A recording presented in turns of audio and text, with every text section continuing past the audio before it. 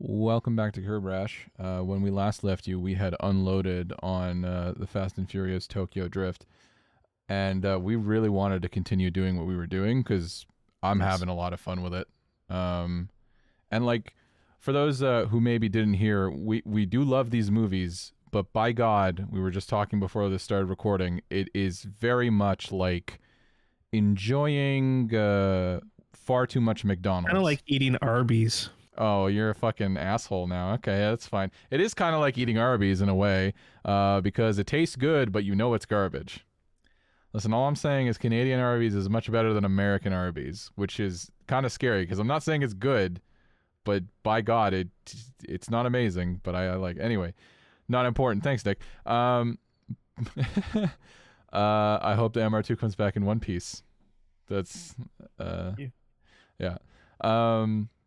All right, so when we last left, we were talking about we were sullying Han's good name, which is a good way to get everybody on our side.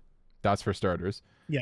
But I guess the other thing that we want to say and I want to clarify is that we're cool with them rolling back for Fast and Furious, like the fourth one and the fifth one and then the sixth one.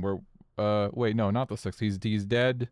I think it was 4. No, it is the sixth one. And 5 and 6 went back. Was 6 back in time too? Six at the end of 6, they Yes. retcon the crash in Tokyo Drift. Yes. Okay. Yeah. So let's start with 4. Yeah. So Okay. 4 is a return to form. Well, okay. So let's do this because at the end of Tokyo Drift, I wouldn't say 4 is really a return to form. I feel like 4 is where like they slowly started going off the rails. sure. Let me. Like, Okay. They came back a little bit. They were like, yeah, okay, tuner cars, skylines, all that sort of stuff. Yeah. Gonna take down an international drug baron. And that's when sort I of where it say started. when I say return to form, I just meant like they're bringing in like the main cast back into the actual franchise. You had, like we were saying, like at the end there, like Tokyo Drift, it was a completely new cast, and of what the fuck Vin Diesel was filming fucking Riddick or whatever the fuck, and I don't remember That other movie, Triple X. Triple X State of the Union, baby, or was No, State of the Union was Ice Cube. Oh, you're right, that was Ice Cube. Oh, okay, yeah. Either way, yeah, so Triple X. But at the point is, we bring back Vin Diesel, we bring back Paul Walker, obviously, who is obviously not there in Tokyo Drift. And at the end of Tokyo Drift, we have a scene where, I just wanted to touch on this. So Vin Diesel, like, somehow imports his American muscle into Japan to race the 37-year-old with the hairline problem. Yep. It doesn't make any fucking, like, it doesn't matter. It just doesn't make any fucking sense. I don't care how good of a driver you are, you're not getting that fucking 6 foot, 7 foot 10 long fucking Plymouth GTX up a Japanese car park. No, it's not with happening. Any sort of speed. No, there is a net 0% chance that any of that shit is happening. But that's what makes it so infuriating, right? Is like they're like, yeah. He could have. Anything else I would have believed it, but they're like, no, he brought his 60s muscle car to Japan. Literally wouldn't even have been mad if he showed up in like a 60s Camaro. Because at least they're kind of small. Yeah. But no, full land yacht. No, it makes zero fucking sense. And I love at the end, he's like, this ain't gonna be in no 10-second race. It's like, I guess there's no way he's like, as if it was already bad enough. He's not drifting a Plymouth GTX around a parking lot. He's gonna wrap it around a pole. Maybe he just like briskly drove it to the top and he won because Sean couldn't get around him. Maybe, I guess when you're driving like a fucking like a garbage disposal. That's a Cybertruck. When you're driving we're gonna get shot by the old people that listen. A boat, yeah. When you're, I was gonna say like those barricades on the side of the highway, basically. Like, I guess you can just keep them out, shut them out. That's it. That's all it takes. I don't know, man. It doesn't make sense. So we establish Vin Diesel back in the franchise. Don't know how they manage that. And then we're back in 4. And do you remember, like, did you watch 4 when it, we're just going to call it 4. I'm not going to do this Fast and Furious shit, right? Well, number 4. Did you watch? Let's just do the numbers because it's easier to keep track. Right. The only one that is the exception is Tokyo Drift, because I'm not going to call it 3. Nobody calls it that. They call it Tokyo Drift. So that's fine. Anybody who knows Fast and Furious will know Tokyo Drift, but for the sake of it, we'll just do the rest 4, 5, 6, right? Whatever. So for the 4th movie, right? Like, did you watch it when it came out? Yes. Okay. So news media would have been different at the time, but like now it would have been like, bro, Han's back, like, you know, big teasers and stuff. But like, I genuinely can't remember if we knew that Han would be returning at that point. I don't think we did. In fact, if I'm honest, I don't remember 4 getting a ton of like media coverage. Like, holy shit, Fast and Furious is. I don't really remember that. I don't recall it either, because Tokyo Drift was it was like a fucking phenom, like that movie. It was a big fucking deal. Like the first one was a big deal. The second one still important. Yeah. But Tokyo Drift was like fuck. Yeah, like Tokyo Drift was a big deal, but then Tokyo Drift also got a lot of shit because it was a complete departure from what the franchise was up until that point. So it was weird. Right. But then 4 came back with, I guess, most or some of the original cast, the important ones anyway. And I don't really remember it getting a ton of hype. I don't recall it either, and that's the thing that I'm trying to remember. But I know that they brought, because Han was such a fan favorite of Tokyo Drift, they were like, we have to include him in the next movie. Yeah, they did time skip. Yeah, they did time skip exclusively from. If you've ever doubted, I don't think anybody who knows anything about this has, if you've ever doubted how important Han was to that franchise, he is arguably the most important character, maybe aside from Paul Walker, in that entire franchise. He's more important than Vin Diesel. He's more important than fucking whatever the fuck. Nobody cares. Han was like every teenager's Jesus. Like, if you didn't have God, you had Han. There's so many parody videos online of it. It's just, that's what they... Oh yeah, everybody wanted to be like all mysterious and long swept hair like Han. Dude, I still want to be mysterious and long swept hair like Han. Are you fucking kidding me? If I could pull off like a long, like just a aloof Asian fella, I would definitely do that. Long swept hair and eating crackers everywhere. Yeah, dude. Like, oh fuck, who's that mysterious man who's just been eating pretzels for 25 minutes? That guy and his rice crackers. Where does he store them all? Yeah. I don't know.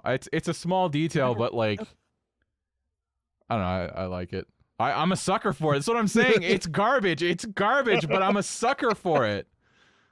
Like, you know what I mean? It's just, like, I feel bad about it. I'm like shoveling Arby's into my mouth and crying. It's like the same thing. The thing is like, he's only in the movie for like the first. Yeah, like the first 10, opening not even scene. 5 minutes. Yeah, like 5 minutes until they. Basically the gas tanker heist scene, and that's it. That scene, okay, so we can start there. So Han, I will stop on Han on this, but I like at the end where he's like, I heard they're doing some crazy shit in Tokyo, because they weren't sure they're gonna bring him back for another one.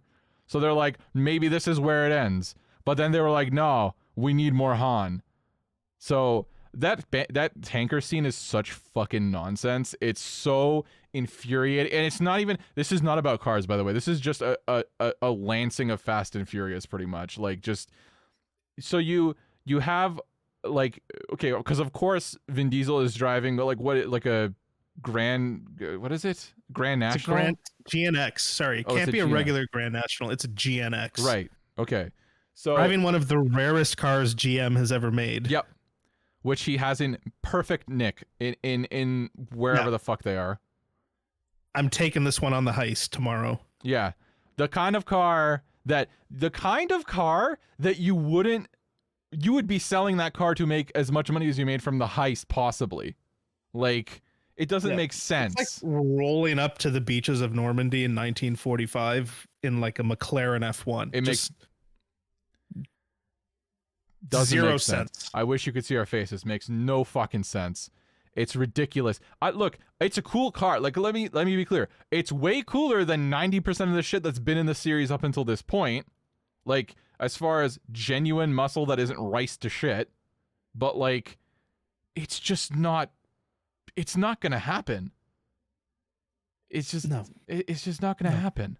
So And like the scene in and of itself just wasn't really like it wasn't like the high point of the film. It was they could have used like generic muscle car number 5 and I would remember the scene the same way I do now. yeah, like 100%. The GNX didn't add anything to it. No, it added 0. Let's be very straight. If anything, it added to my disbelief that this shit could ever happen. Because he just like he fucks up the car anyway. If you've seen it, it's just like, you know, and also I'm so sorry. I hate this shit. This is where it starts. This is where they become like superheroes.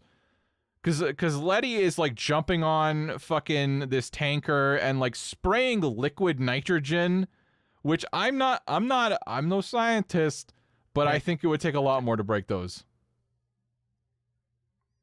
Well, I mean, not just take more to break those, but it's like, where in the Dominican are you rolling up and getting a backpack of liquid nitrogen with a spray gun? Also, that spray gun that's like almost touching her collarbone after spraying it for like 30 seconds would be freezing. It would literally singe her skin. Makes no fucking sense. If they had made it plastic, I would be less upset. But like, dude, it makes no sense. I whatever. And then the fucking, I don't know. It doesn't matter. And the fucking, this is where the diesel dimension begins, which is the name of this podcast. The diesel dimension. When they roll down to the bottom of the hill, and then he's like, it's like they're like, oh, it's like he's charging a bull, right? That's exactly what it is. It's like he has to slide under the tanker to make sure that he doesn't get killed. You know what I never really understood about that part is like, why did he have to go back towards the tanker? Because presumably the road doesn't end at the bottom of the hill. Otherwise, why would the tanker be going that way? No, it doesn't. So why didn't he just keep following the road? I just quickly like threw it on and rewatched it. I don't know if the tanker like the like what was left of the actual 18-wheeler like was blocking the remainder of the road or something, but I agree with you. It's just a stupid situation. It might have been that, but it was just like, yeah, it was one. It's stupid, and like, come on, like the tanker is really gonna tumble down that hill for that long without exploding? No. By the way, without exploding, like no, it makes no sense. And like, also, why did the driver bail?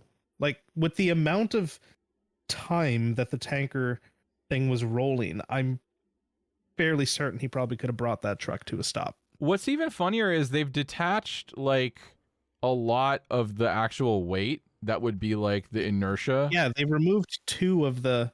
Yeah, I think they might have even done like, more. I think if it was like gas. 2 per truck. Oh wait, no, was it? It was 2 each. Yeah, so there was only like what, one left. Or 2, yeah. Yeah. So I don't know. It just doesn't. Anyway, it's heart, pounding, and I get what they're going for, and like they're like, all right, set the bar high. Yeah. But if you're looking at it, you're like, eat shit. Like it doesn't make sense. My favorite part is after that scene where they cut to like the beginning of the actual movie, and they're at like the street race beach party with the tanker there, like they're just pumping gas out of the tanker. Yeah. Into the cars. Yeah. And collecting money. Selling gas at a discount. I guess every tanker just only carries high octane. Yeah. Oh no, they're pumping like aren't there like Porsches and stuff there too, like if I recall correctly. There are some nice fucking cars there, yeah. No, that tanker is exclusively 93 or 94, obviously, right? Like then again, I don't know. It's the race gas tanker. It just doesn't make sense too, because like I feel bad saying this, but like in that era, right? Of that era, there's no world where you're gonna like go to South America and have like these kinds of cars available and not just be carjacked immediately, right? So like it doesn't make sense. And even if it did make sense, like you're right. Like I genuinely am not sure if that tier of gas is like commonly available in those areas of South America. I mean, like beyond that, like they hijacked the tanker in the middle of the mountains in the middle of nowhere. Like, don't you think that when it didn't show up on time, like the shipping company may have wondered what was up, or like somebody may have thought it was kind of weird that 2 heavily modified trucks with flatbed rear ends and trailers hauling gas tankers were rolling around. Oh, and they had NOS bottles on them too, which is even more infuriating. It's so fucking annoying. I'm so tired of this fucking NOS thing, and it just gets worse as time goes on. Genuinely, it does. My favorite part is that they always have to show them like arming the system, Yeah. like opening the tank. Yeah. It's like, if you're going to be using it, the tank's probably already open. Like, nobody's lining up at the drag strip waiting for the light to go green and like, shit, gotta open the tank. Well, okay, we could talk about this because it gets worse, like slightly later in the movie. But okay, let's skip to this. So none of that makes sense. And then Vin Diesel, you know, in his great, you know, brain, his big bald brain that he fucking. It's just so infuriating because he's like, you know, the feds are catching up to me. They raided our base. That's what Han says. He's like, they raided our base and wherever the fuck. And then Vin Diesel's like, they're looking for me. And it's like, yeah, because you keep hijacking trucks. You didn't stop. You were hijacking trucks in fucking LA. And now you're in fucking Guadalajara, like fucking hijacking trucks. You gotta stop doing the same shit. Like, he's really sticking to his MO. It's like imagine how easy it was for them to find them. Just be like, oh, it's truck thefts are up this month. Oh, yeah. It's probably him. Truck thefts and fucking popcorn sales to an Asian gentleman have skyrocketed in the last 2 years.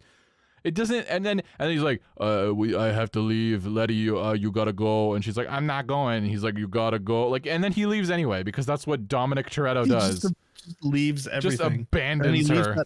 That fucking necklace. That cross. That becomes like. Yeah. Oh my god. Oh my god. Like, okay, can I say that I know it sounds like we hit it, but this movie does have one of my favorite like Fast and Furious family scenes.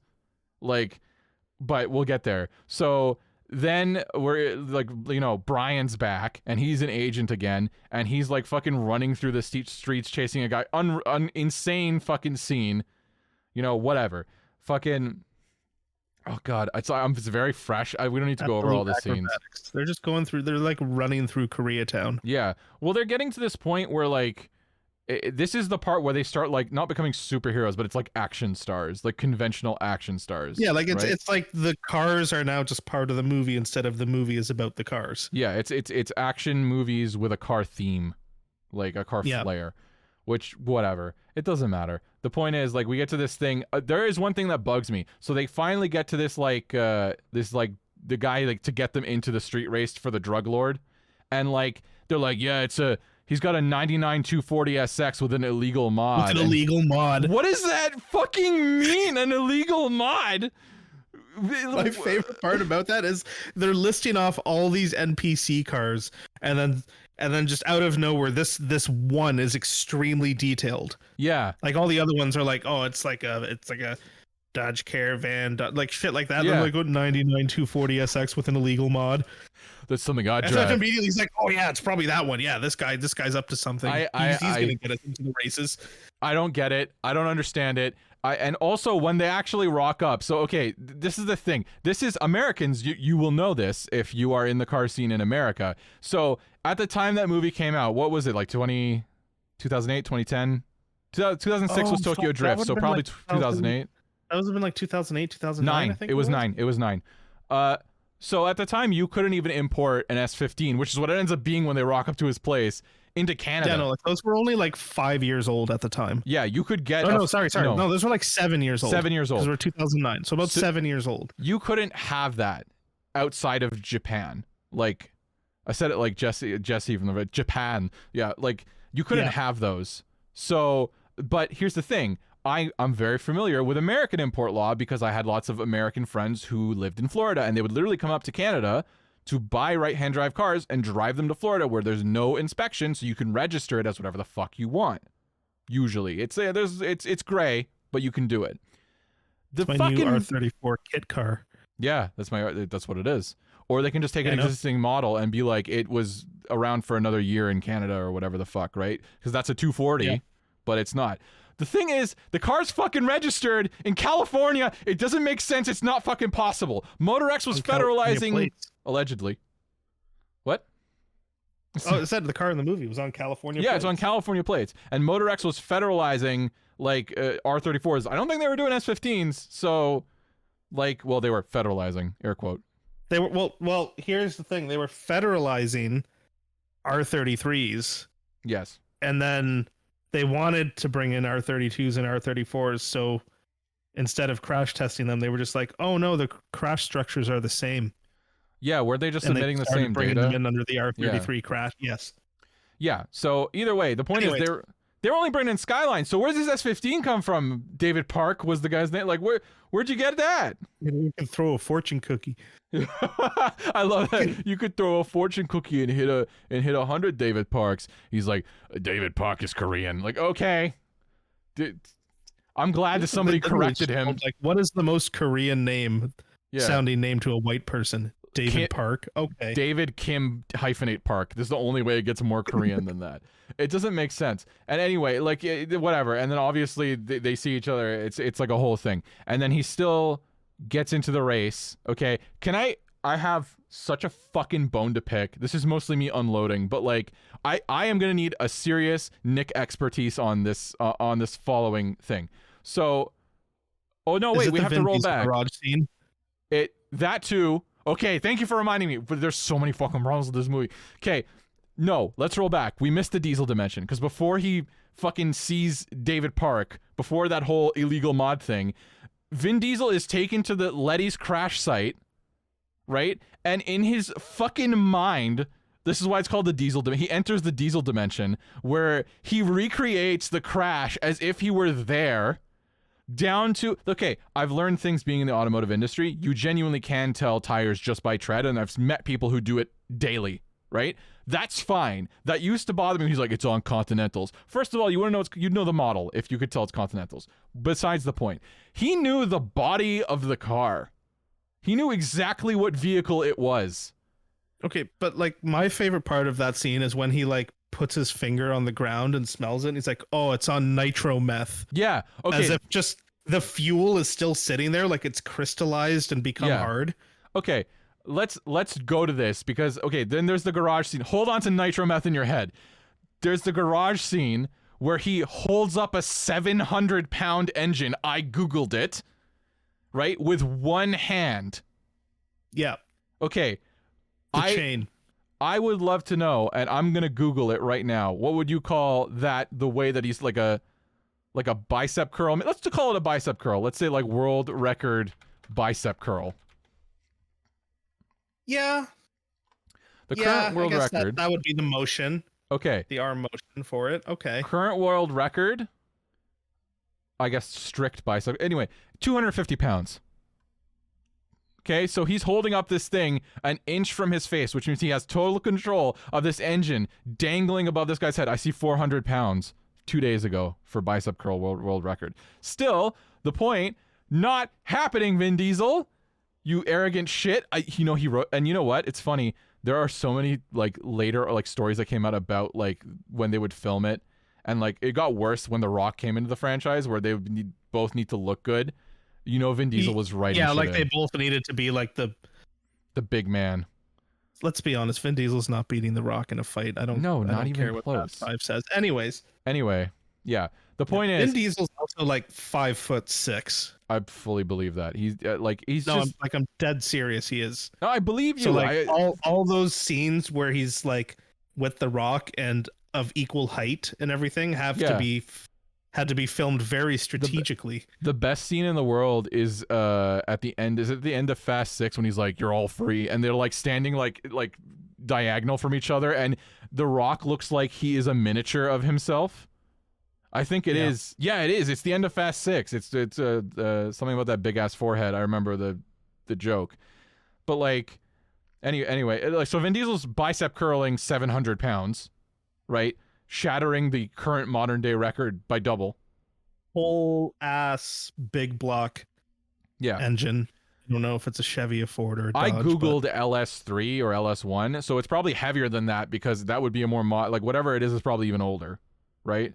So it would be heavier. I don't remember the scene fully, but yeah, probably. Like I feel like I remember seeing carbs or something. Exactly. So it's probably even heavier than that. It makes no fucking sense. Either way, like these are like iron block aluminum head engines. The LS3 is an aluminum block, so yeah, these are heavy boys. No, these are heavy fucking boys. And that's the point. These are heavy boys. It's a heavy fucking engine. Fuck you, Vin Diesel. You can't lift that. Beyond that, okay, he's 1 inch, so there's like full control. It's not like he's got full control. Okay? Mr. Ridiculous. Miyagi in that engine. Oh my god.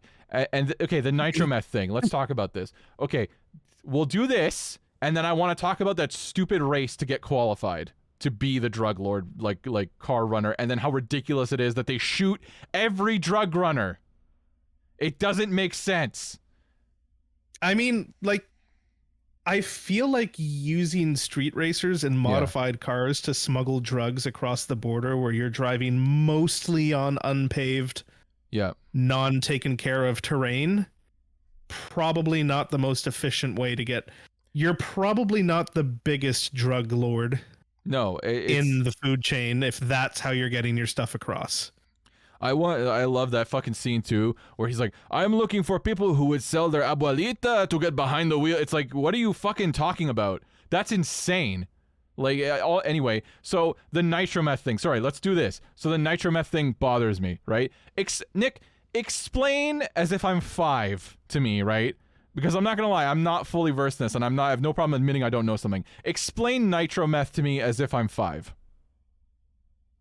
Fuck, I don't even know how to break down the chemical composition of nitrometh, but like basically to explain it like you're 5 is, it's like nitromethane is what like top fuel dragsters run on.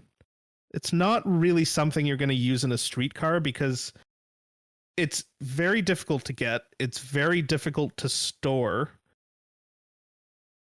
and you can't really, like, you know how, okay, so we don't have E85 in Canada, right? Like some stations are able to get it, and you know, it's like maybe one station in the province if you're lucky. Yeah, exactly. Right? So now imagine you have a car tuned to run on E85. I know that some people do, and they'll have to buy an entire barrel and then mix it themselves. Well, no, but like imagine like yeah, they have to buy the entire barrel, but basically like if you're tuned to run on E85, you are now limited in how far you can go from where your source of E85 is. Right, exactly. So you can only go now, as long as you can get home. But like nitrometh, so which is even harder to get than E85 and harder to store. And most street, like, you're not running your streetcar engine on nitrometh because your streetcar engine is not making 3,500 horsepower like a top fuel dragster. And if it does, your car is probably not streetable. We're literally talking about something that you would put in one of those like hilarious drag cars that do like 7-second quarter miles. Yeah, like your little, well, not little because it's pretty big, but your street driven Ford Grand Torino or whatever the fuck it is, on street tires is not running nitrometh. Yeah. 1. 2, if it is running nitrometh, you are not using it to smuggle drugs across the border from Mexico to California. Absolutely not. Because you will not have the range needed or the ability to fill up. Right. So all of that being said, like, imagine, so it's basically, it's like being on E85, but way more intense and way more unlikely to even have it, let alone it's not happening in a streetcar. And I'm assuming that you need specific injectors for it, and I'm assuming that you need like a specific fuel pump for it, because I know that corn kind of fucks with some stock stuff. You need specific everything. Well, it also depends on like the burn points and everything. Like E85, you generally need bigger injectors and bigger pumps because you need more fuel to make the same amount of power. Like you burn more. That's why people say when you go on E85, your fuel economy goes down by like 20%. Yeah, because you're making more power with more, at the same time. So, okay. Just out of curiosity, right? Now that we've explained this as if you were 5, well, if I was 5, excuse me. Do pussies run nitrometh? Do only pussies run nitrometh? Like, no. I just, it seems like a pretty intense setup. If you're running nitrometh, you probably very decidedly know what you're doing. Yeah. Also, there would be no way in fucking hell that there would be remnants of nitrometh, right? Like, it is a liquid, and outside it would evaporate. Yeah, like if okay, let's say somebody theoretically was running nitro meth on their street car Right. and chasing down a rogue drug smuggler Mm-hmm. after a drug smuggling run, and then they shot them dead and left the scene. One, I don't know how there would be nitro meth residue to begin with unless you're just rolling around with gas leaks. Right.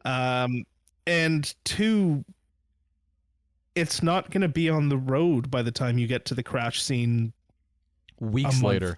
Yeah. You're not going to be able to touch it and sniff your finger and go, nitro meth. No, it's not how it works. Well, he's also recreated the whole crash in his brain. He has, so he probably knew that there was a nitro meth leak somewhere, and he knew exactly where to find it. Like he walked right over to it, like it had a marker over it, like an arrow pointing to it. 100%. So, honestly, maybe we're stupid and Vin Diesel knows something we don't know. But walked over to it like it was a Grand Theft Auto mission marker. Just like, here's the nitro meth. He didn't even search. He just went, there it is. Is that where I'm going, director? Yeah, that is where you're going, Vin. Call me Dom. You got it. I also like that he crossed the border. Like, he's still on the run from the law, and he crossed the border in the most, like, conspicuous vehicle imaginable. Yeah. Like a bright 60s red Chevelle. Car. Yeah, bright fucking red. Literally not possible to be more, like to stand out more at all. It would be I would be amazed if he could do it. So I don't get it. Whatever. Let's move on because it would probably be dry to continue fucking bitching about this. But like, so they go to this race, right? After he gets an invite, which I don't think is ever fucking established, because like he just holds David Park out of a fucking window and then like throws him so that Brian has to grab him, but he never actually gets a fucking invite. Maybe we're implied the information is like beat out of David Park before he shows up. Anyway, whatever. He then sprays his car like spray can fucking matte black because he needs to cover up the. It was that gray color. Yeah, whatever the fuck it is. It's spray can. I also, gray. Sorry, before he paints his car, I also like that Brian has now pulled up from, if you watch the scene, what seems like 4 R34 GTRs out of impound. Yeah. Like there's just an abundance of R34 GTRs for him to use for builds. Yeah. And he crashed one of those. He's now building one. Yeah. Oh yeah, the agency let you build your own car, Brian. That is so fucking infuriating. Like I would have believed it more, because you know what it is? It's car porn. That's what it is. It's just like, here's an RB26. You like that? Like that's what it is. It's you like that, and the guys go, oh. Volk RE30s, nice. Yeah, dude, I love that he paints it himself too. If I'm not mistaken, like he does the painting, because I think the wing goes on and it's not painted. So like, I know the wing goes on. I forget if he painted it. I know in Too Fast, Too Furious, he painted the silver one. Yeah, well, in the extra if you bit. watch the prelude. Yeah. Dude, isn't it like I would believe it more if like they were like, what do you want? He's like, you're going to need to go to Japan for this one. So I don't know, just say a line like that to be like, oh, he likes skylines. And it's like by the time you get to the fourth movie, it's like he bought his first R34 from a backlot in Arizona. Yeah, that nobody wanted. And now there's like 5 of them in impound. So I guess in the Fast and Furious universe, they were just legalized all the time. Because I guess I'm willing to accept that. Like I'm willing to be like, yeah, it is what it is. They're around, but like, I don't know, man. And he like cobbles them together, right? Like he cobbles 3 cars together. Many of them. What also bugs me is when she pulls it up, it's actually 2 R34s and 1 R35, like a new GTR. And she's like, which one do you want? He's like, I want them all. What are you doing with the R35? Well, you can't do anything with that. It doesn't make sense. Harding it out for cash. He's just stealing, which I believe that more. But like, it just doesn't. I need money for my R34. You need to rebuild the RB26 again, bro. Listen. They're not reliable motors, bro. It's just okay. Anyway, so he builds fucking his own car after being at a 3-letter agent. He's a DEA agent again. Love that. he lets the Mia go. Like they arrest her because they think that she's been hiding her brother, which she has been. Yeah, like that part is what, like they arrest her and then he's like, this is my interrogation now, and he just takes her and lets her go. He takes her to lunch. Like there wouldn't be immediate consequences for that. No, it's great. And then he punches the agent in the face who brought her in. And then the guy, like, first of all, I don't know what the legality of, like, because he, like, pushed him, so is it technically that he was defended? But, like, he swung on him hard and smashed his face into a wall. And then the agent's like, get yourself cleaned up. What? Yeah, like they're just... He did that after letting her go. Yeah. And then the repercussions for that were just his boss being like, hey, cool it. I wish I worked in that workplace. What the fuck? Like, I could just fucking just push people into walls. Imagine how much better life would be if you could, like, just punch people, punch problem coworkers. That would be great. And then your boss is just like, hey, cool it. You're hey, like, buddy, right, you better simmer down. And you're like, okay. Hey, buddy, you better relax, or we're gonna make you go build an R34 GTR. Yeah, you better watch out. 3 of them. It's ridiculous. He goes to this stupid street race.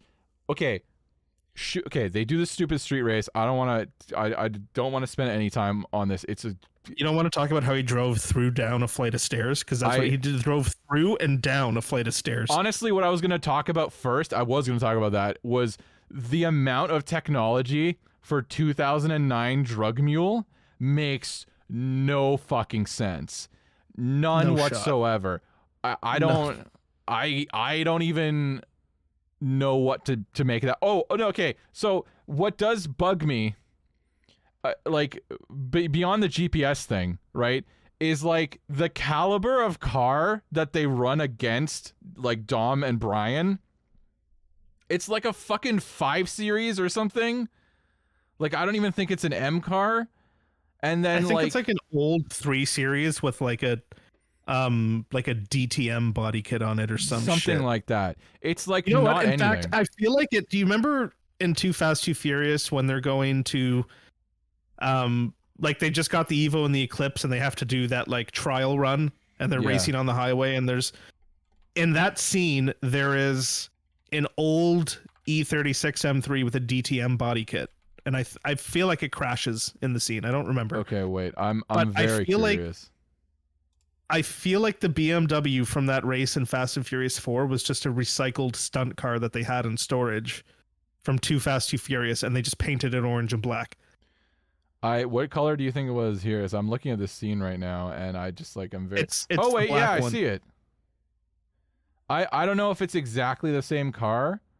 I think, no, it's not that one. The one in Oh yeah, sorry, I just looked up Fast and Furious 4. It's literally just a 5 Series. Yeah, it's literally just a 5 Series. Like, it's not... It's just a 540i.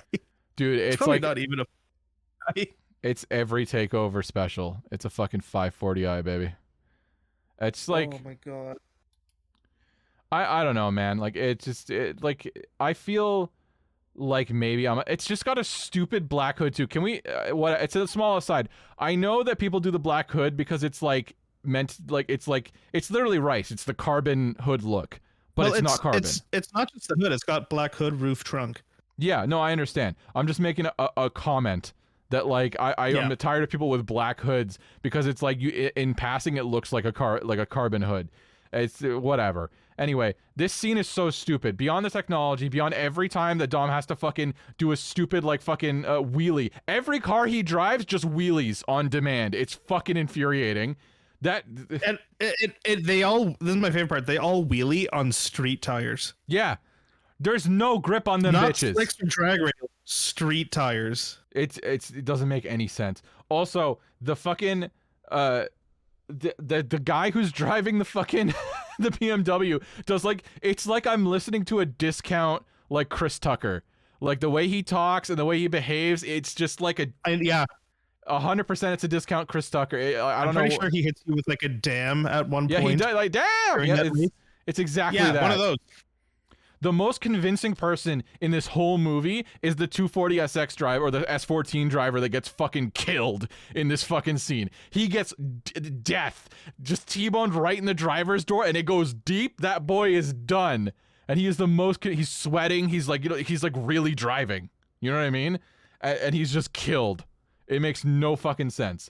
Anyway, okay. I'm fine. I'm honestly fine with like him fucking hitting Brian at the end to win the race. I'm fine with that. But yeah, the fucking stairs. That car is not surviving that and driving straight. I'm willing to minimum cracked wheels. Definitely flat tire at the bottom of that. At least one. Yeah. Like it's just no. It doesn't matter. You know what? It's literally not even just the cars. It's everything with this fucking movie. Even if the GPS is rerouting him bothers me.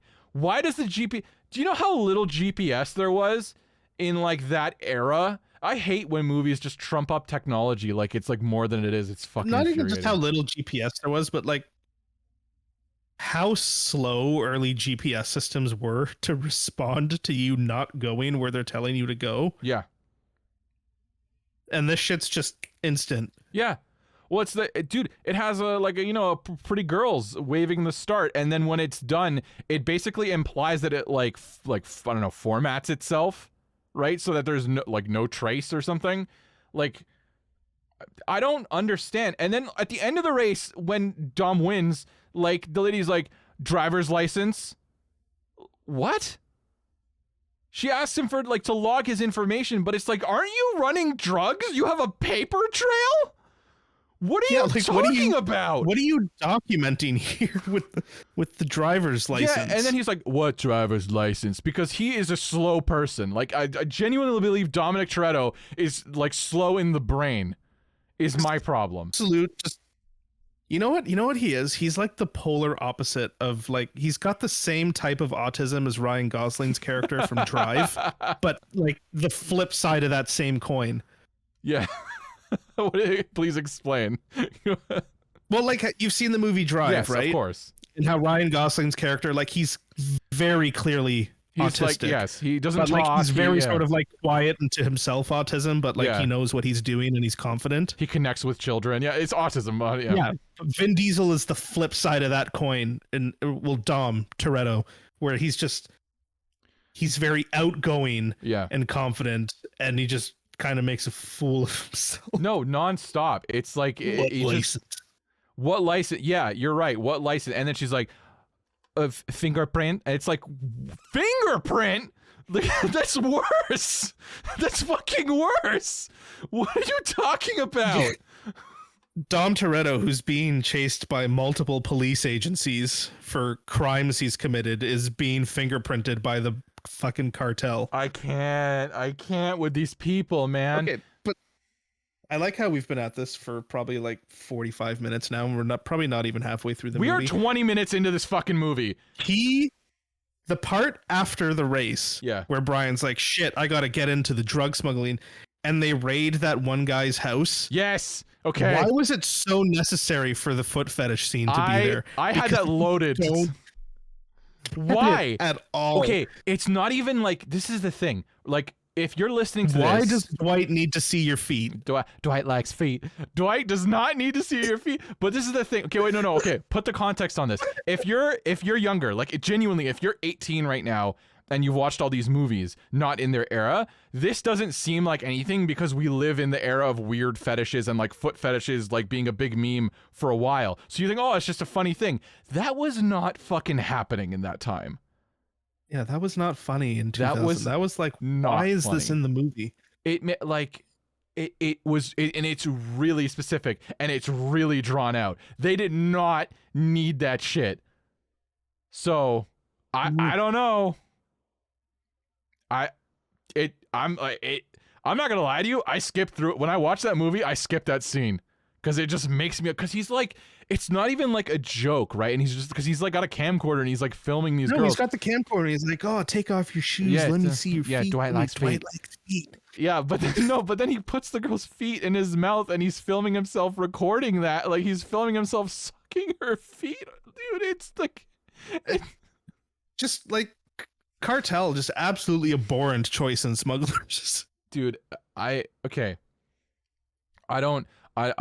even dwell on that. It literally upsets me to no end. And like, what's hilarious, okay, we know, like, obviously in that scene, they're just trying to get him out so that they can recruit Brian as the guy who came second, right? Whatever.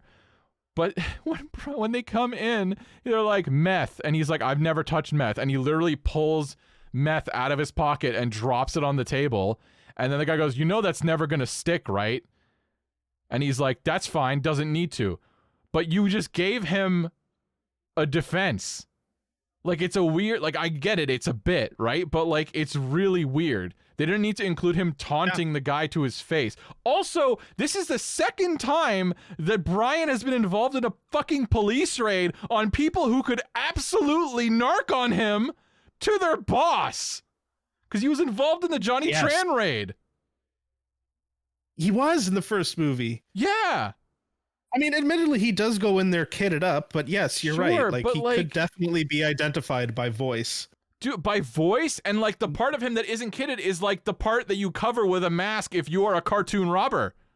So like, people identify are by like your, that's how they identify you, by like that part of your face. Wear some fucking goggles, bro.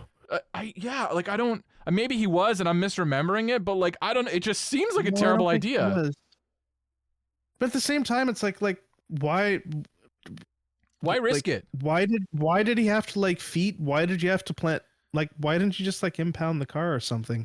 You literally could have just arrested him and held him for 24 hours for nothing. But it's just like they had this elaborate, the feet thing is just, oh my God, man. It's like I'm not like, you can do whatever you want, but like, again, this is in this era, right? This is not modern like humor. This is like 15 years before that became like a common thing that people would joke about. Like, you know? Yeah. So after that, he goes to the party to celebrate him now being a certified smuggler of the drugs. Yeah. And with a skyline, like a cop, and with the skyline, the impound sky. Can I just say the amount? I know, like, we'll get to this, but like, you know, they're killing all these street racers, right?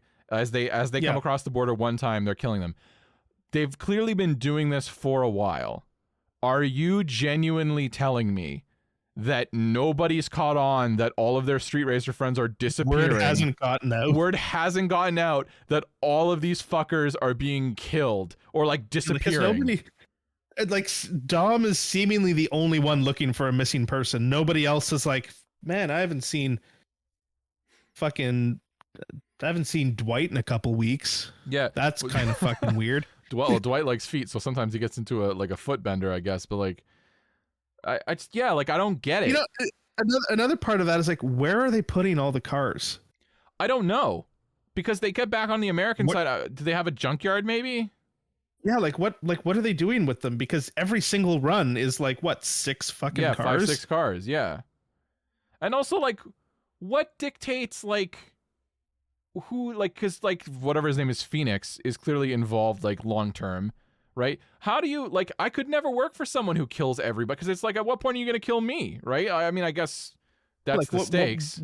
Why is there loyalty there? I don't understand. It doesn't make sense. Like, I'm sure he pays well, but like, you know, for how long? For how long? Yeah, it's like, and this is the thing, like, this is what bugs me, because usually when like cartels are displayed in media, it's usually a lot of people who, I'm not saying they're not intelligent, but like they sort of have this like third world upbringing of like, do whatever you can to make money and survive.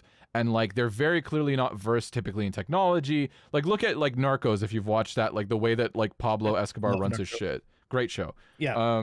Like, the only person who's really like versed in anything ends up being like the guy on top. So in that case, Pablo Escobar. Most of them are just cronies. But these guys are like, you know, the lady, I forget her name, is like involved with technology. Oh my God, I just remembered another thing. Giselle. When they leave the party, which was so weird. Can you imagine being undercover and he's like, you're making it awkward. He's like, do you two know each other? Like, it's like, yeah, do you? And he's like, I used to date my sister. It's like, do you remember? You just watched it, so you probably do the scene at the party where Giselle is trying to hit on Toretto. That's what I was going to talk about. Her down for the car. Yes. No, not for the car. He like describes Letty. Yeah. And she's like, that sounds nothing like me. He goes, it ain't. Like, just say no. Just say no, you jerk off. I love Diesel moments. Like when he's having, like when Phoenix is explaining how they're going to bring everything across the border. He's like, a real driver knows what's in his car at all times. You wanted real drivers. Yeah, like, okay. You're running drugs. You haven't figured that out? What, like, that's the thing. What do you mean? You want to drive for Braga. Everybody knows who Braga is. We all know what he's doing. Yeah, it's not a mystery. Like, what the fuck, man? Like, also, like, what do they fucking put in? What do you think they're gonna put in the car? Fucking goldfish? Like, yeah, like it doesn't make it. Like, yeah, mom's empanadas. I don't understand, man. Like, it. What is like, and then he like makes it. It's like when. I don't know if you've had this, but like in my life, like when your dad's kind of around and he just kind of like has an old way of saying stuff and he says something, you're like, you've made it awkward, Dad. Like that's what Diesel's energy is like awkward.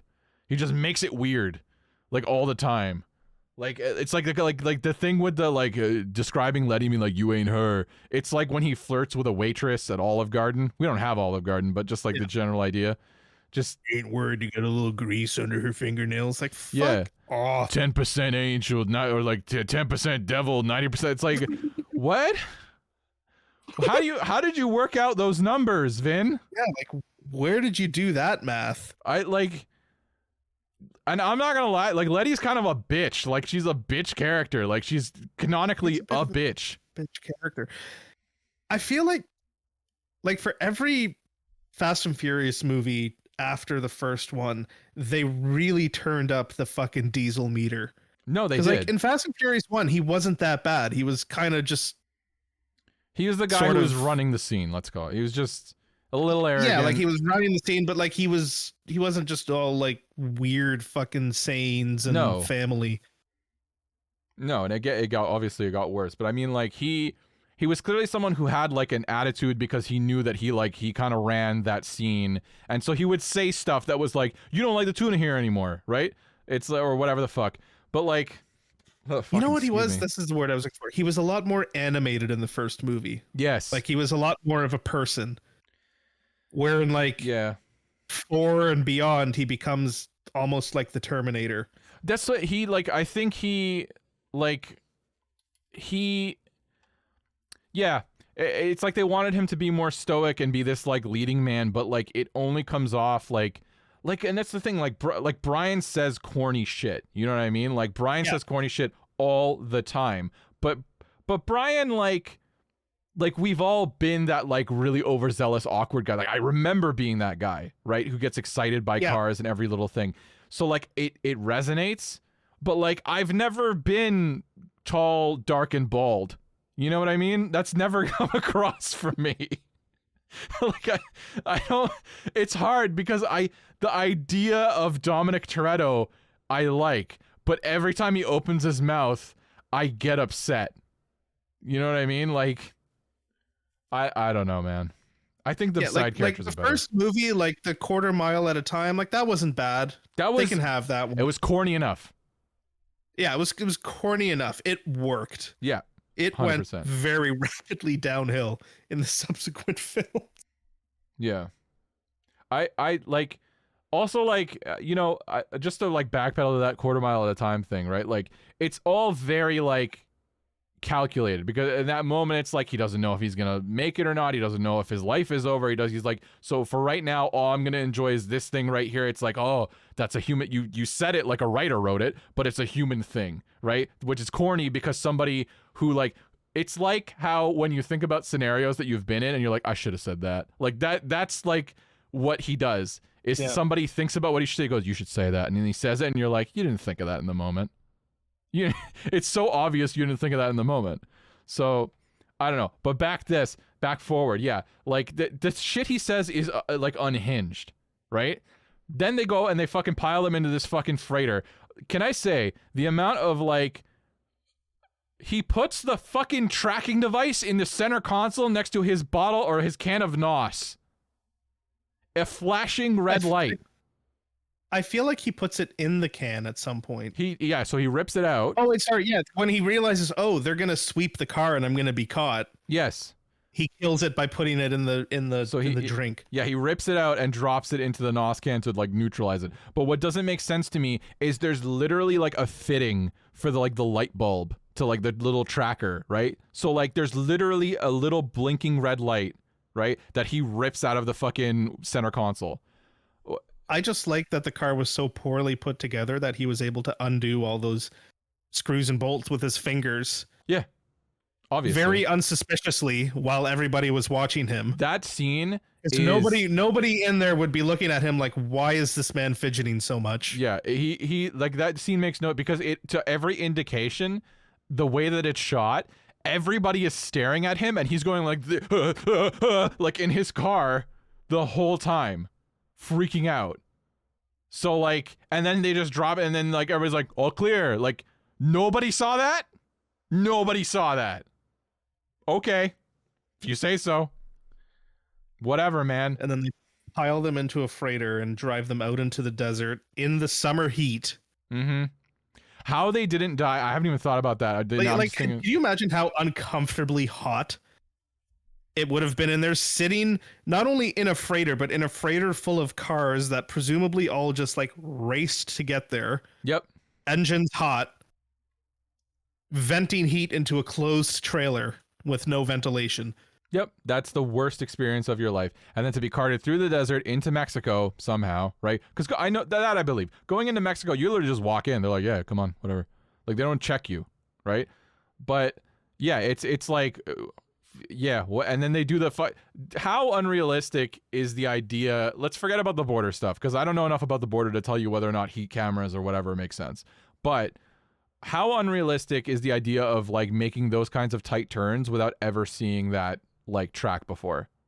Because I'm thinking it's like literally impossible in my head. Oh, at night in the dark? Are you shitting me? Yeah. It's not even like those tracks were marked. They were just driving over some empty fucking desert. They were basically just like, follow Phoenix, he's the leader. No, I mean when they get into the mountain, like, because they opens up, they go inside. Oh, like in the cave. Yeah. Oh, fuck. Everybody would have hit the Everybody would be, even if you knew it, it's like a best case scenario, it's a 50-50. Yep. Can I just point out, like, back to the scene where they arrive at the garage before they go to the desert, they loaded the car's trunks in that scene. And then put them on the freighter and brought them out to the Mexican desert. Did they? So what are they doing? Like, are they bringing drugs into Mexico and then driving them home? Like, hold on. No, there's no way that's true. That can't be right. I'm pretty sure they load everything into the trunk in that scene. They load. I don't see that. That would be insane. No, I don't think they do. Are you watching it? I'm watching it right now. Yeah. Okay, because I may be wrong, but because I haven't watched that particular movie in years at this point. Yeah. I feel like they loaded them up there, which... Right. No, they didn't. Thank fucking God. Okay. That would be... honestly, if I went to that scene right now, Nick, and that actually happened, I would blow my fucking lid. But thankfully, no. No, that doesn't happen. Thank God. No, yeah, so making those fucking things, it's not happening. It's just not happening. Like, and that's fine. At the same time, like, making that entire run in a lowered sports car. Oh, are you shitting me? Yeah, it's 0% happening. Like I don't know if anybody's ever seen the cartel when what they drive across the border. Usually not an R34 GTR or a Chevelle. Or they also have a Usually some sort G35. of like Ram or like maybe an F-150 or something like that. Yep. Something that can actually go off road. I'm looking at it. They loaded it right before they took off for their night run. But yeah, the tunnel run it is 100% not fucking happening. That's for starters. Secondly, yeah, one of them is a fucking Infinity G35 with bright orange paint. Perfect car for smoke. Nobody would ever suspect Nobody that would ever doing anything illegal, driving over a deserted lake bed on the border. I've at never night. I've never done anything illegal on a lake bed. Like not once. So it's like I don't know, man. It's so hard. It's so hard with this shit. Like I'm not even I don't even know if we're going to get through this whole fucking movie. Okay, so then so like they do the run and then they get to the end. Yes. And obviously Brian and Dom at this point have both caught on that, or they both know what's coming. So Dom decides he's going to vent his nitrous bottle. Yes. And start the cigarette lighter. Mm-hmm. I don't know if you've ever used a cigarette lighter. I've used a cigarette lighter. When I've used a cigarette lighter, they don't normally pop out and spark when they're finished. I have used a cigarette lighter, and it is my opinion they also don't pop out and spark when they're finished. Now, crazy how that works. I'm not going to pretend like I 100% know whether or not like a cigarette lighter popping would be enough to ignite that kind of thing. I just have a hard time believing. I mean, it could be worse. I'm going to just say this. It could be fucking worse. But it's also interesting. So would Nos, because he doesn't, like, he just opens the tap on the bottle. I don't think nitrous would cause an explosion that big. See, but in the first movie, when they go into Johnny Tran's territory and they shoot up the Eclipse, I don't think that nitrous also doesn't burn green. Well, you can talk to Vin Diesel about that one, but yeah. No, I mean I agree with that. I mean, like, I don't know enough. I'll be honest with you. One thing about these movies that's always bugged me is this, like, Nos is a big thing in these movies, right? I don't think I've genuinely seen a bottle of Nos in real life in my life.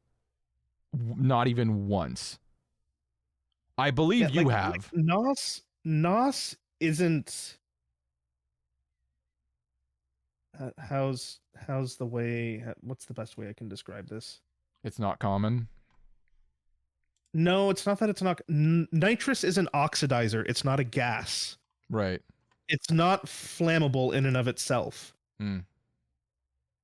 It's it's basically like concentrated oxygen. So like it goes in to the fuel stream, like where the fuel comes in, and it creates a bigger combustion event when it all compresses. Right, because there's more oxygen to explode, so it creates more power. Yes. Nitrous in and of itself is the oxidizer. It's not the flammable gas part. It's not like propane. So like nitrous doesn't explode like that. No, propane might explode like that. If the canister is faulty, the canister might explode, and that would create a pretty big, like it'd make a pretty loud bang, and it might, like, blow the windows deform the roof or something, or blow something a little bit through the roof, but it's not gonna like blow up a car and flip it over onto the one next to it. No, it's not going to create a fucking firebomb, but whatever.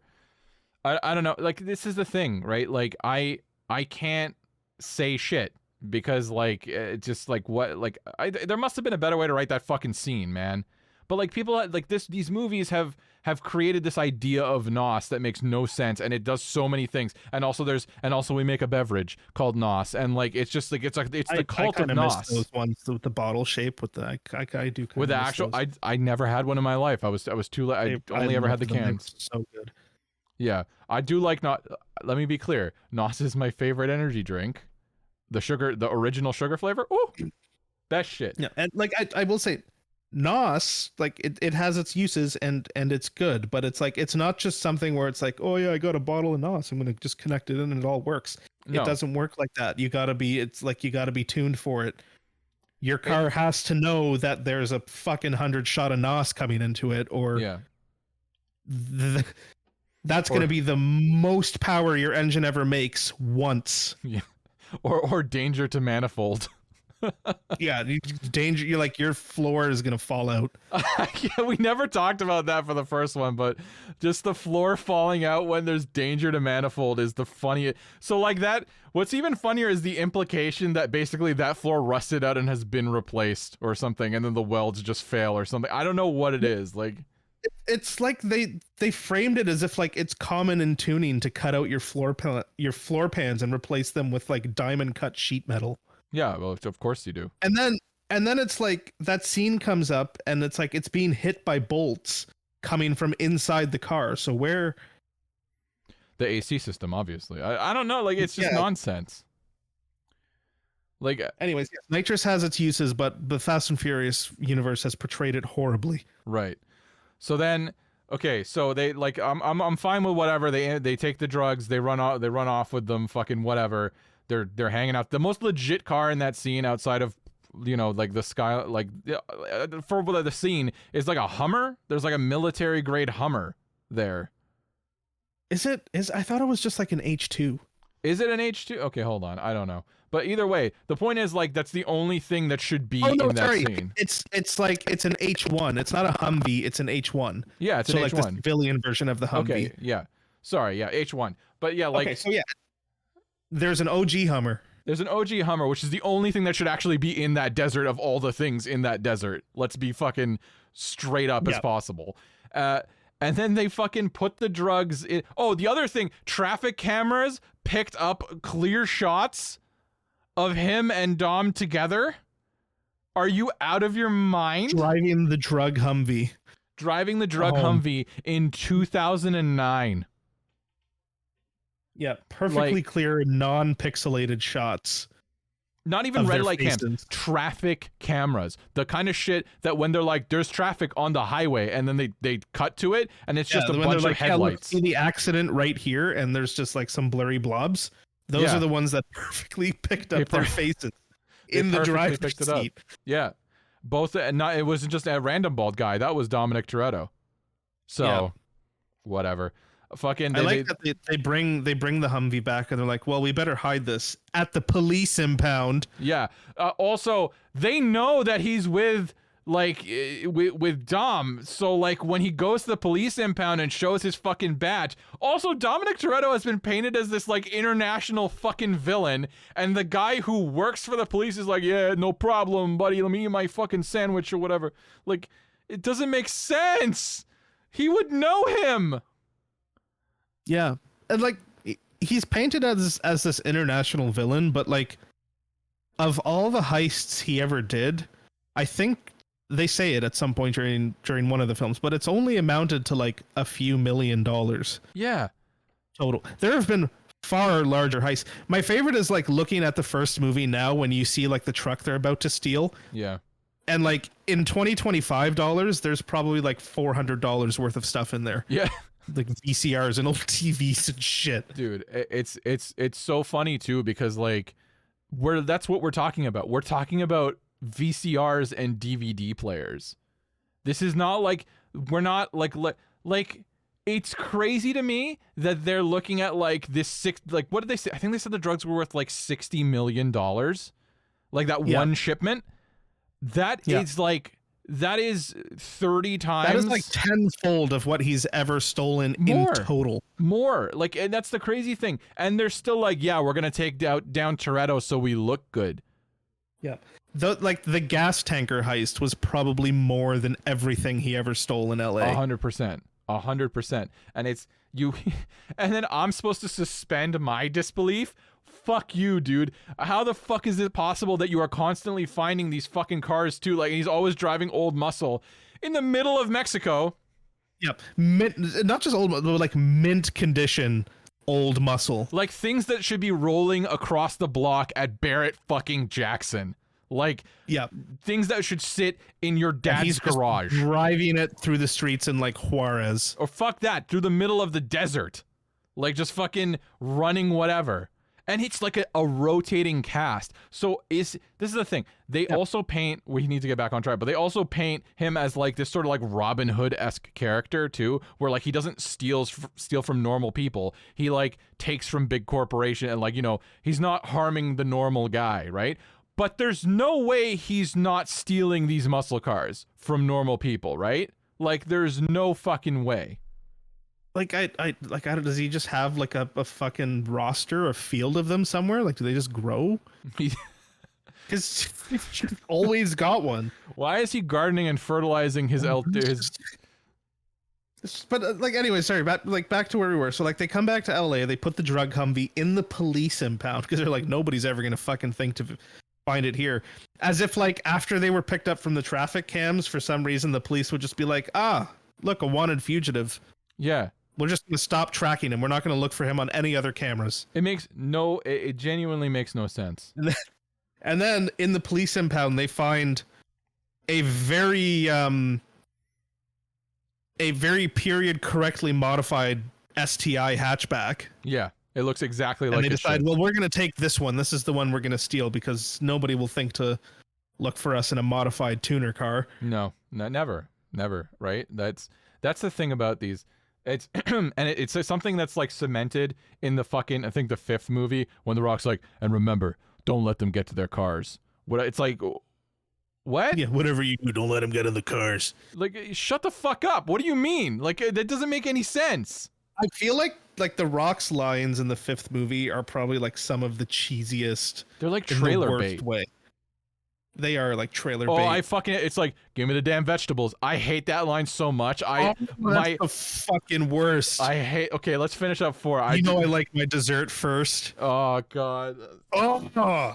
Why? Like, it's like we were talking about how much we hate the way that Vin Diesel talks, but the way they wrote The Rock is the most unlikable, like just like a jerk off who's like divorced, like who like married to his job type thing, like fucking, oh jeez almighty, and he just says stupid shit. Horrible.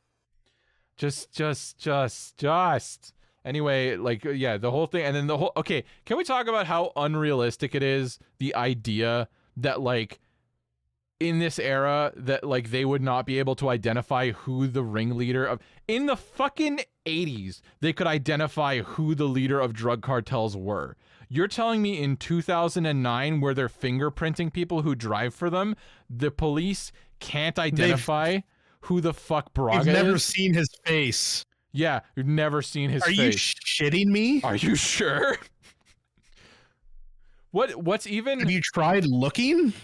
What even makes less sense is like, realistically, you could lop the head off of this whole network by arresting, what is his name? Like his fake name? Because the guy who, like, I don't know, something with a C. But like, that, like the guy who ends up being Braga, like, you could like lop the head off of this entire like pretty much like off the entire organization by killing off this specific thing. You know where it's happening. He's literally golfing, right? He can't get down. All you had to do was send police to get him. Like, this whole thing is nonsense, but we've never seen him. Who is he? Who could he be? Who could he be? Yeah, who could he be? Meanwhile, he's been at every single major event in the story. Yeah. He's literally been there nonstop. He also like insinuates like when he's like, all these people, they would die for Braga, and they're like, even you. Oh my god! I love that they're like, nobody's ever seen Braga, and then they finally get to like the plot point where they're gonna reveal who he is, and they're just like, oh, we're getting a fucking photo from like Interpol or some shit, and it's like, did you not? At no point during your investigation did you think to contact another police agency? No, they've never done this before. Biggest drug cartel since Escobar. Never thought to talk to anybody but themselves. They have to scan everything by hand. You haven't done that? Like, and this is the thing. It's not like it's like an unrealistic reason that they need these fingerprints. They literally don't know who Braga is, so they should be looking. Yeah. God, this is okay. And what's even more fucked up, right, is like I don't understand. Like, okay, you can the scene in the club, right, when Vin Diesel goes in and turns down that lady very nicely. Yeah, and Brian steals the glass or whatever. So he's talking to the old man that's posing as Braga. So is it implied that he knew, like, because they're drinking together, it kind of comes off like he's his employee. So who is this guy? Because I don't think it's ever explained. Unless I'm forgetting something. I don't like. I feel like they were just using the old guy as cover. Like, oh yeah, this guy's Braga, so they could take. But it's like, I feel like that should have been a little bit more of a plot point. Yeah, and like if that's what they were trying to do. Like, what I don't understand too, right, is like they have to. What annoys me is that they have to show that Brian and fucking and Dom put it together that this guy isn't Braga before the police do. Because they're so fucking smart. Not just before the police, before the DEA, the CIA, the FBI, Interpol, apparently. It does, like before the whole world figured out that the biggest drug dealer since Escobar is this guy. These two little street racers. Right. Because he didn't talk when they asked him a question. They're like, that ain't Braga. I hate the way he talks. It's like he's pitching his voice down on purpose. Or something. That ain't Braga. That ain't Braga. Oh, I know. It's ridiculous. You're kidding me. Like, that's what he talks. It's like, I fucking hate him. Like, everything has to be in that, like, it's like the Terminator. It's like one-liners, low-tone, monotonous. Yeah. I don't know, man. And then the whole thing of Brian then flipping at the end. And then, like, I feel like I'm jumping ahead. Also, that girl betrays Braga. So all the things she's been through with Braga, right? But Dom, like, fucking protects her one time, Giselle, and she's like, I owe you my life. Do you? Yeah, but then she gives up the whole thing. The whole organization. And then they go kidnap Braga from, like, a church. Yeah. In his fucking Dodge Challenger and a Subaru STI. Yeah, of course. Why wouldn't they? And they have to race across the desert. And then, your one of your favorite thing ever, Camaro does a wheelie out of nowhere. Yeah. Everything he does, like everything he touches turns to shit. Anytime Vin Diesel is in a car, it immediately has 3,000 more horsepower than it did before he was in the driver's seat. Because every time he shifts into fourth gear, his cars are doing wheelies. Yeah. No, yeah. Fuck it. Why not?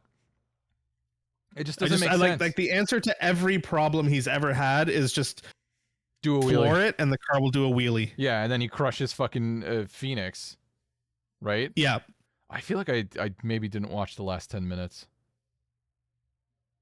Yeah, he like crashes his car, and then Phoenix gets out, and then Brian shows up and fucking shoots him. Yeah. And then the police arrive, and they're like, "Oh, thank you, Vin Diesel, for helping us bring down this drug cartel. But we can't forgive you for those VCRs that you stole." Yeah, it doesn't, it genuinely doesn't make any fucking sense because the other crimes he did are not on American soil. So all he's actually done on American soil is steal VCRs. Yeah. Like, crimes that are no longer relevant.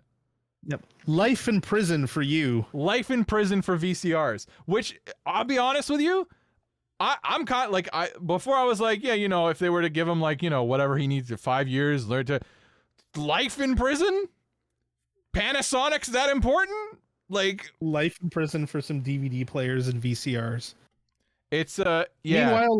Meanwhile, I'm pretty sure it's implied in the universe that Johnny Tran, who had an actual crime ring, is still out there just living his life. Yeah, he had a genuine triad crime ring. And they're like, yeah, it's fine. Like, oh my god. I will say, I do like the ending scene of the movie where they go to break him out of the fucking bus, because of that NSX and Mia driving the NSX, that is a great that shot's fucking great. So I agree. I like the NSX. I like that shot. Now, what I don't like is when Brian pulls out in front of the bus with a charger and stops, and apparently that's enough to flip a bus. Yeah, with no physical damage to the charger. It's not written off. They pull Dom out of the bus and take off. I'm just taking a peek at the scene too. For some reason, he shifts down into first doing 60 miles an hour. What? Like, magic. it's a sequential transmission.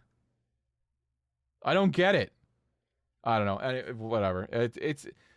I want to reiterate in case somebody's listening and thinks we hate both these movies. enjoy this movie. I love this movie. I just know that it's not a good movie, right? And I don't think that it's like, there's lots of stuff to like about this movie, right? The NSX scene, like, you know, when I was younger, that scene with Mia, I was like, oh, I hope find a girl who drives an NSX someday. Like that's like child like adoration bait. You know what I mean? Like young teenager, like, oh yeah, Mia, like that's my kind of girl kind of thing, right?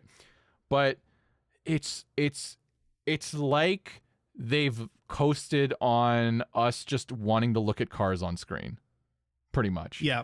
And that's okay, but we're not going to let them just like walk on the bullshit. Now, is it as bad as Tokyo Drift? I don't know, I feel actually. like Tokyo Drift was probably the one that was like truest to the car scene. Yes. I just mean like when they, like, to be honest with you, if we're talking about the car scene specifically, Tokyo Drift is definitely the most, the truest. But if we're talking about like the way the movie portrays like people in those scenes and how like normal human beings behave, like, Tokyo Drift's horrible at that. They're all horrible at that because nobody, like, I think the Bama boy, I think the first one genuinely had the most believable Vin Diesel. It had the most believable Brian. Like, even Mia, like, even the guy, what's his name? The first one just felt like stupid young people doing stupid things. Yeah, like, I will say there's some stuff that, like, nobody would ever do. Like, after they're, like, fairly certain that, like, Dom has been picked up by the police, they go home and have a party. Like, that's pretty weird, right? Like, that's, like, very strange behavior. And Mia's not completely just like, unbothered. everybody go back to Dom's house and we're gonna party, but he's in jail. Even his sister is unbothered by it. Because the Buster kept me out of handcuffs. That's a great scene. Look, I like... That was a good scene. Can I just say that I think the Corona thing is fucking hilarious. I used to hate it. I think so too. I think it's hilarious too. I like that it's become a running gag, and I know later in like, is it? I feel like Corona, like, they're alive because of this franchise right now. I can recall as a bit, like as a joke, being like, I'm gonna go get some beer. Yeah, I will buy a Corona. Like just like it genuinely. It's like I'm sure they're being paid. I'm certain that it's involved. Oh, at this point they're definitely being paid. But I feel like in that first, it was just part of the script. No, it was just part of the script. I will say, like, the amount of scenes like that, like iconic scenes, has, like, it's definitely dwindled with every subsequent movie. Oh, 100%. Yeah, no. Oh, we missed. I wanted to say my favorite family scene in 4 is the one where they order Chinese food and the Corona, like, there's like that weird cut because they're sitting at the table, the three of them, after they drop off the drugs. Yep. And then like and he's like, you got to say grace. And it's like the most like intimate. It's like clearly like, you know, you've had these, this is like, we're basically just reviewing movies now, but we like, these are car flavored, so it counts. I can remember times in my life where it's been like a simple dinner, but it's been important because it's like after a hard thing or like a reunion of some kind or something. I can recall those things in my head. And that scene rings super true to stuff like that. They immediately ruin it, don't get me wrong. Like with the whole with the thing with Letty, like with like her cell phone and shit. Yeah, her cell phone and shit. That like, would not be charged. Vin Diesel has her phone and the last call was to Brian or some shit. Yeah. That phone should be dead. Like, let's make that clear. Fucking ridiculous. But, like, that scene is great. I like that scene. I also like that then he takes us up the Corona and they cut back to, I guess, I'm assuming a different, like, take, and the fucking Corona's foaming over. I don't know why. It's a little detail, but it always makes me laugh because I've done that with a beer before, and, like, I would not be that casual about it. Just like, I'm going to keep praying. I'm going to pray this Corona stops overflowing. Come on, man. I don't know. It's honestly also there's something that bugs me about that. So he gets shot in the desert, and then that scene. Mia comes in and she's like, "Oh, I'm gonna patch you up," And then she says, she's a medical expert now. right, well, she's a medical expert, and then she goes, the bullet isn't in here. But it's not a fucking through and through. So, like, did he absorb it and become stronger? What does that mean? Like It's adding to his autism. He's like, I now understand the chemical makeup of lead. Like every movie, like you notice how every movie after he gets a little voice lower, a little more family, a little more one-liners. It's just him slowly being poisoned by the bullet that they couldn't find. Poisoned by the lost bullet. Yeah, no, that bullet's playing the long game. It is definitely playing the fucking long game. Oh yeah, the explosion in the tunnel. Yeah, whatever. Is that an RX-8? I think it is. I can't. In what movie? In that movie, at the end when they kidnap Braga, there's like I think there's an RX-8 in the tunnel, if I'm not mistaken. Oh, there was like everything in there. They had like sand rails and fucking old land, just whatever they could cobble together for that scene. Apparently. Really? Huh. Yeah, they had like like trophy trucks and shit too. Oh yeah. Oh yeah. I enjoyed the scene. It was ridiculous, but I enjoyed it. There's also like, to me, there is something really funny about the fact that Braga is sitting shotgun and he looks like a child. Like he's so small that he looks like a literal child. He looks like he's in a baby seat. He's in a baby seat. Oh, there's also no, I'm just realizing when the fucking Subaru flips over, there's no fucking drive shaft connecting the rear wheels. Did they convert this car to front wheel drive? I don't think they probably just got rid of stuff that might fly out during the shot. There's also no exhaust. Yeah, that's exactly what it is. They just pulled stuff off that. It's literally just like that car is a stunt car meant for that scene. Yeah, it's probably literally called the flip car or something. I'm sure. We're gonna get to the flip car next time because we ran so long on this movie. We like these movies. We like these movies. It's just Yep. I don't know, man. It's hard. It's hard to not. They're horrible, but I love them. Like my favorite scene from that whole franchise is like at the beginning of Too Fast, Too Furious when they introduce the GTR. Like when he's on his way to the race. I love that shit. That is a genuinely great scene, man. Like that scene or the scene from the first movie when like they're just finishing the Supra and they drive it for the first time, like right before they race the Ferrari. Yeah. I love that scene. That's a great scene, honestly. I really I agree with you. The number of iconic scenes definitely goes there because we can finish it off. What truly iconic scenes exist in Fast and Furious? So number 4. Number 4. I'm kind of drawing blanks. I think the family scene, that's a good scene. Like that's not a funny scene, but it's a good scene. Like like the family scene maybe, but like I really, at least personally, I don't think there's a scene in number 4 where it's like I don't think there's a scene from that movie where I'd look it up on YouTube just to watch that scene.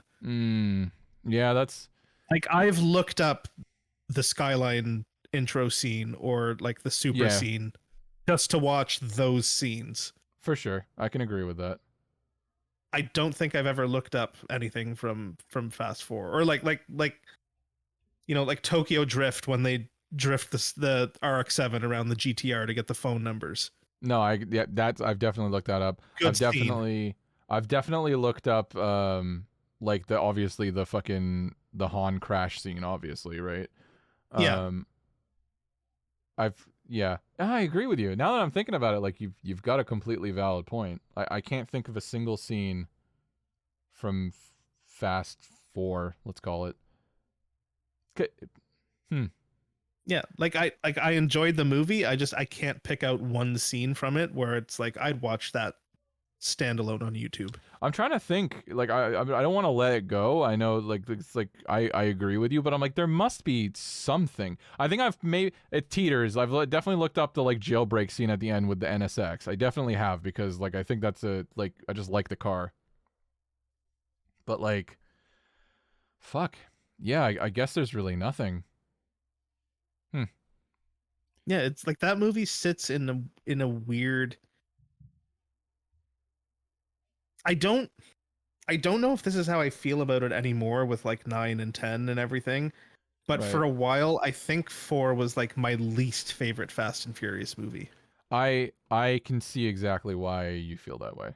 Like it's I still like it. It's still corny enough. Like it's Yeah, still like I all these still things, like it. but I just it just I think it was my least favorite for a while. Like number 5, I really enjoyed Fast 5 when they yeah, brought back like everybody. the whole crew. Yeah, I And I agree. can name like iconic scenes from 5 that I will just watch on YouTube.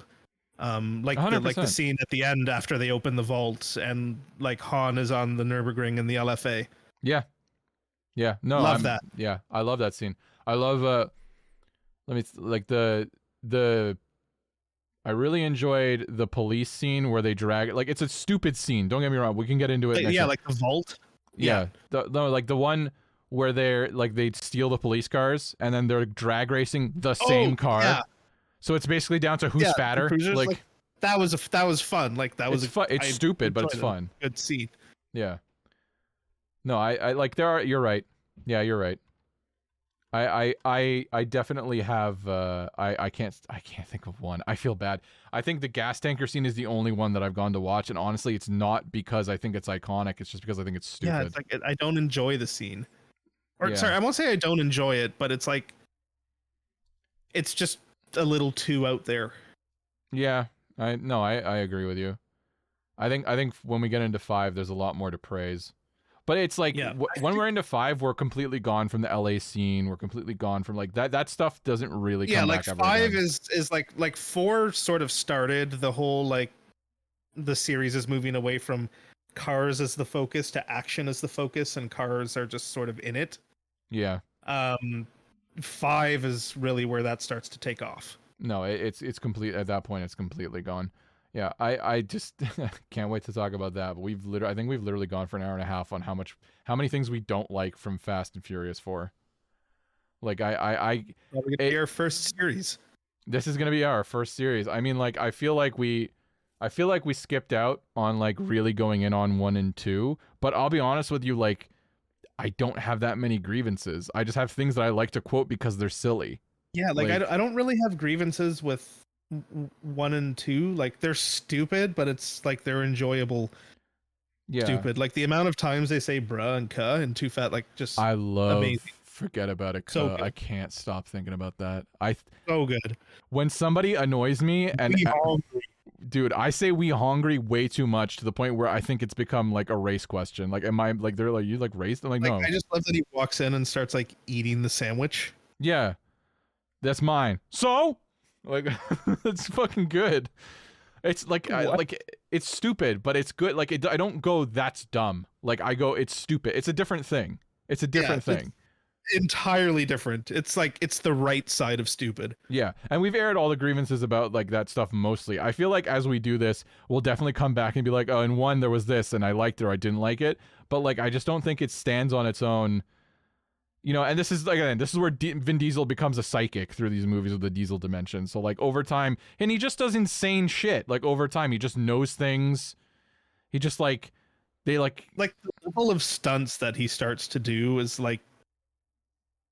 I mean, we'll get to it when we talk about that movie, but like when he lifts the Lycan Hypersport and like I don't even want to think about it's 7. I don't even want to think about that. 7. That whole scene, just I'll say it. That whole scene infuriates the shit out of me. That they literally they pulled up. Somebody was driving a Bugatti. I'm fairly certain when they pull up, or in an earlier scene, actually to that party maybe, and then he starts quoting figures of like a vaporware car. Like as if it's something. So like it doesn't make a whole lot of sense.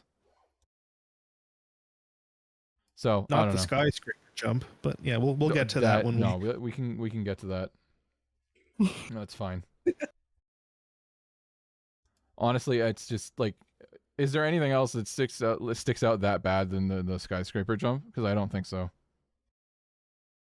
I mean, there was the world's longest runway at the end of 7, I think.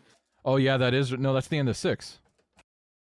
Is it? It's the end of one of them, but like it's the world's longest runway, and they pull down like an Antonov like cargo plane, like one of the largest planes in existence, with like Yeah. an Alfa Romeo and some grappling hooks. Is it literally just the Alfa Romeo? Isn't there other things hanging off of Like that an thing? Alfa Romeo and like two, I don't fucking know. They're not Ford Broncos, but like Jeeps, Oh, basically. better yet, it's not just an Alfa Romeo. It's the Alfa Romeo like Mito or whatever the hell it was called. Like it Like was. this little baby Alfa Romeo hatchback, and they're just like, yeah, we'll anchor onto this plane and pull it down so it can't take off. One of the most powerful planes in existence. No, it's just this is the thing. It's like how many times can you jump the shark? Like honestly. Uh, anyway, we're gonna get to all of that stuff. Believe me, there is a whole thing to unpack on that, and I'm enjoying it. I feel like I went a little too detailed on this one, but I'm gonna try not to watch the other one. Just remember the bullshit, because I feel like we went detailed, but like I genuinely feel like it's. I don't know because I haven't watched 8, 9, or 10 recently, but I feel like 4 is definitely one of the bottom Fast and Furious films. I tend to agree, and I think 5 is a great Fast and Furious film, but it's not like it's definitely it's completely departured from anything it was. I think 5 starts to capture some more of the magic that was in like 1 and 2. I think 2 for sure at minimum. In regards to like the humor and the mannerisms of the cast. Yes. So, because 4, Better. 5, and 6 had I think the directors changed a couple times. So we'll just do this, and then we can end on here, and then everybody can wait for fucking next week. But Fast and Furious directors, because I think it's James. Is it Justin Lin? Excuse me, not James Lin. Justin Lin did. He did 4, 5, and 6. Right. And 9 and 10. Right. So 7, I was James Wan. Yeah. So you definitely see a shift in the style, because the director of the first one was Rob Cohen, and then the second was John Singleton. So then we have a big Justin Lin era. Sorry? I said that's why the second one had like that's why the second one was really like I don't know if hip hop's the right word, but it was very sort of like geared to a certain crowd. It was definitely like, John Singleton was the director of like Baby Boy and shit. It's definitely like hip hop, like he's a predominantly black influence. Black director. He directed a lot of like black influence movies. Like very not a bad thing. I've watched Baby Boy. I actually enjoyed it. Like he's made a lot of good movies. Brothers. Yeah. He's made a lot of good movies. Oh, Shaft. Yeah, no, I see what you're saying. It's just a very like, and it makes sense. That's where you get a lot of forget about a cuh. Yeah. 100%. So that I can see now. I didn't know that, but I can see that now. Yeah, exactly. It felt like I would never say this out loud, but I'm like, it kind of felt like a black guy was writing and like directing, and then white people were saying lines, because forget about it, cuh is never a line that would come out of Brian's mouth. I feel California boy is never going to say forget about it, cuh. No, he's never going to say that shit. A blonde-haired, blue-eyed fucking California surfer guy never going to say forget about it, cuh. Never in a million years. So, no, that makes sense. Yeah, and then you know what? One more iconic scene before we end it: the scramble scene from Too Fast, Too Furious, when they all pour out the garage. Great scene. Watched that one on YouTube many times. The line that always makes me laugh is the two like Asian girls that go, "Check it out! Oh my god!" Like it's the funniest line. Yeah, like check this out. It just bugs me. I don't know what it is. Did you ever just hear something and you're like, "Fuck you"? Look what you mean. Yeah. Yeah. All right. Well, that's a good way to end it. Yeah, this is definitely where the bottom, but like I think it is mostly up, and then we'll see about 8, 9, 10. But mostly up, and then eventually we're in space. Yeah, eventually we are cars in space. So all right. Hero. Ugh. All right. Well, I hope you enjoyed that. I think the next one we'll have better things to say about. I really think we enjoy Tokyo Drift more than that for sure. So if you liked it, we'll be doing another one next week, and then we'll probably have to skip a week because we have some work obligations. and then we'll be back. But no point in rushing it. Like, want to dedicate the time that it deserves, because I think Yep. this is an important series for all of us, for anybody who likes cars. So I think most people will agree with us too. So that's the fun I like part. any modern enthusiast is probably watched and enjoys the Fast and the Furious. 100%. So, yeah, look out for next week, and until then, check out the Instagram, and we will be back. All right, thanks, guys.